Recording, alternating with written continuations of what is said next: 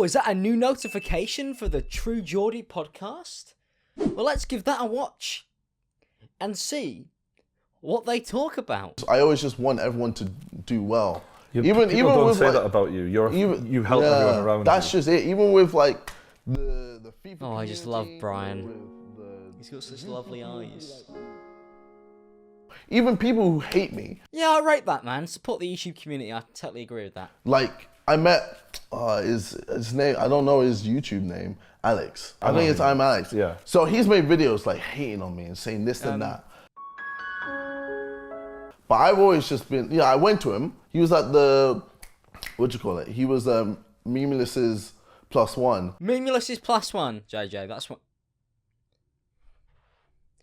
what I've been dehumanized to.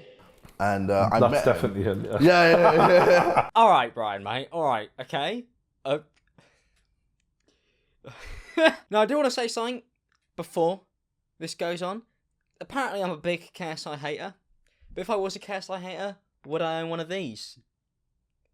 Ignore the fact that it's missing an arm and that I've quite clearly broken the head. Hello everyone, I'm Alex and welcome back to another video. Hopefully you guys are doing well. In today's video, I wanted to respond to KSI's True Geordie interview, as apparently I came up in it, which is interesting. And I just talked to him about it. Yeah. And he was like, oh, yo, I'm just doing this, blah, blah, blah. I was like, bro, it's cool. Like, you can keep doing it. I understand why you're making videos hating me. Now, I've been making videos on people now for about 2.5 years, being critical of people on YouTube, discussing stuff that's been happening, making jokes about stuff. My videos have varied from being very, very mean to just taking the piss out of people completely, with very little behind it. And I've made many videos on KSI, being very negative about him, disagreeing with stuff that he has said, disagreeing with stuff that he has done. I have not necessarily been the most nicest guy to KSI on the platform. But the one thing I will never do is shy away from somebody that I have made videos on in person. I believe that that is something that is incredibly disingenuous. Personally, for me, I've had many people make videos on me at this point. Not quite as many as I've made on JJ though, but that's besides the point. And there has been many times where I have meant to meet people who I apparently have severe beef with, and they've never turned up.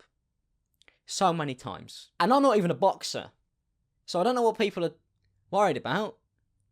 Look at me. I've met KSI twice now. I met him for the first time at the YouTube premiere for the Sidemen show, and I met him for the second time recently, about a week ago, for his documentary. And the first time we met, we basically said hello to each other, and nothing really happened. But last week was the first time that I managed to actually talk to KSI on a personal, one-to-one level about the videos and YouTube as a whole and the direction we believe we were going in it, and it was a very interesting conversation. We discussed what we thought about the videos that had been made, whether he agreed with them, whether he didn't or not, but the overall theme from KSI was that he just saw it as a way to grow, and he had nothing against those videos or what was said in them because he respects the hustle. And we spoke about our FIFA past, no matter how dark my one may have been. And we talked about the evolution of YouTube over the years, and I spoke to him about how I felt about the videos that I had made on him. I felt like when I started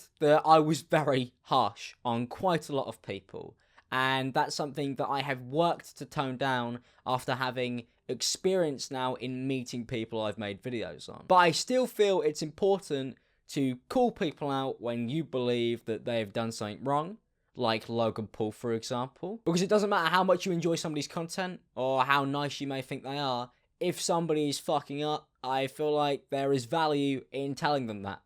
Because that's what I'd expect of other people to do to me. I do not get angry when people make videos on me, and some people have made videos on me that I look at and go, wow, that's interesting. That's a very new take. But I listen to them, and I watch a few of them to see if there's anything there that I look at and go, oh yeah, maybe I am a bit of a dickhead. And I was amazed when KSI came up to me and said he'd seen the videos I had done on him. But I also thought that it was interesting to see that I'm not the only person who looks at the content that's being made on them and genuinely gives it a chance. Because some stuff on YouTube just isn't actually forgivable. Some stuff on YouTube shouldn't go unpunished. But in the same week, I met a YouTuber called Billy the Fridge, who I had also exchanged some negative words with, and we became good mates. Because sometimes it's really not that deep. But the one thing I'll never do is turn down the opportunity to ever meet somebody I've made a video on and talk to them about it. Because if you are willing to throw punches, if you are willing to critique or take the piss out of people, then you should be willing to do the same if you meet them. And that's a motto now that I have stuck with when I meet any YouTuber who I have ever said anything remotely negative about. Nowadays, I don't make a video on a person anymore unless I am generally feeling like either it's really, really, really funny, or number two, they deserve to be called out or held responsible for what they're doing. And it's why I always go to events like Insomnia and VidCon, is so I could have moments like I did with KSI where we could talk about it. Because it's something that I really do value about the whole process of YouTube as a community. The fact that it is a community where people from all walks can actually communicate with each other with, and people could talk about what they do and don't agree with the way the site may be going or stuff that may be on the site, is something that I feel like is better for the whole website. Because you can just ignore people who say negative things about you, and you can just push them away. But I feel like there is value in hearing people out who do have stuff to say that isn't necessarily completely peachy about you. I have experienced my fair share of yes men on YouTube.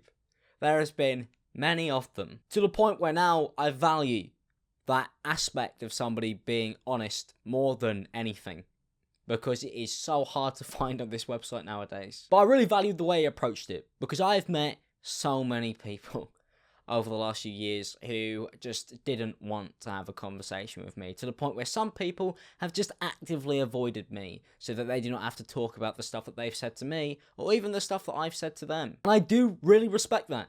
I respect the fact that he gave me the time of day to speak about how I felt, and that he didn't just pie me off as just some random hater. But I also feel it's important to state that I don't just make videos on people who I dislike. And I do not dislike people because of one video. A prime example recently is my 2 videos I've done on Emma Chamberlain. The first one, I critiqued her clothing. I do not believe that blurring your clothing is a good idea. But calling her a bully is just straight up ridiculous.